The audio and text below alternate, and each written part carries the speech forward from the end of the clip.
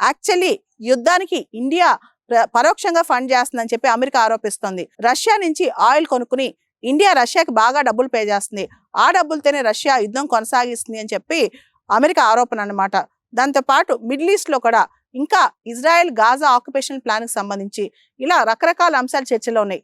ఇవన్నీ పక్కన పెడితే ప్రత్యేకంగా ఎస్సీఓలో భారత్ పాకిస్తాన్ రెండు కూడా సభ్య దేశాలు అనమాట.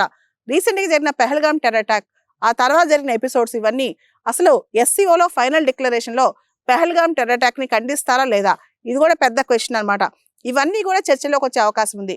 దాంతోపాటు చైనా అధ్యక్షుడు షీ జిన్పింగ్, రష్యా అధ్యక్షుడు పుతిన్ మరియు భారతదేశ ప్రైమ్ మినిస్టర్ మోడీ గారు, ఈ ముగ్గురు కలిసి ఎలాంటి చర్చలు జరపనున్నారు, ఇదే క్వశ్చన్ అనమాట. దాంతోపాటు పుతిన్ గారు ఈ సంవత్సరం ఆఖరిలో ఇండియాకి రానున్నారు అనమాట, December 2025. దానికి ప్రెల్యూడ్గా టియాన్జిన్ పట్టణంలో ఇప్పుడు మోడీ గారు పుతిన్ కలవనున్నారు. ఇవన్నీ విశేషమే అని చెప్పుకోవచ్చు. సో ఎస్సీఓ సదస్సు కోసం మోడీ గారు చైనాకి వెళ్ళటం, జపాన్కి వెళ్ళి ఆ తర్వాత చైనాకి వెళ్ళటం, ఇలా చాలా పెద్ద పెద్ద దేశాలపైన భారత్ ఫోకస్ పెట్టడం, ఇలాంటివన్నీ కూడా ఇప్పుడు చాలా అవసరం అనమాట.